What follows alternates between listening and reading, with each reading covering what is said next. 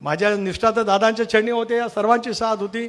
म्हणून मला विचाराल तर राजधर्म आणि धर्मशास्त्र याचं पालन करण्याचं काम आम्ही प्रामाणिकपणाने केलं. आणि धर्मशास्त्र आणि राजधर्म काय सांगतोय की एखादी व्यक्ती गेल्याच्या नंतर 40 वर्षाची सावलीसारखी साथ देणाऱ्या वहिनींच्या पाठीमागे उभं राहणं हा आम्हाला राजधर्म आणि धर्मशास्त्र समजत होतं.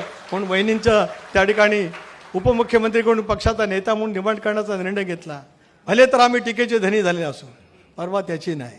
अजूनही कोणाला पैसे देऊन ट्रोल करण्यासाठी जी टीम करायची असेल ती करावी, पण आमची नियत साफ आहे. आमची निष्ठा दादांच्या चरणी होती आणि उद्या सर्व आयुष्य बहिणींच्या सोबत राहत महाराष्ट्र घडवण्याचं काम आपल्याला पुढच्या कालावधीमध्ये करायचं आहे. होय, मी आज म्हणतोय की सुनेत्रा पर्व महाराष्ट्रामध्ये आजपासून सुरू झालेलं आहे, हे मी आवर्जून या ठिकाणी म्हणू इच्छितो.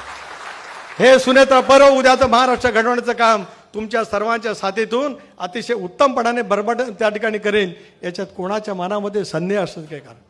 म्हणून आम्ही सर्वांनी मागणी केली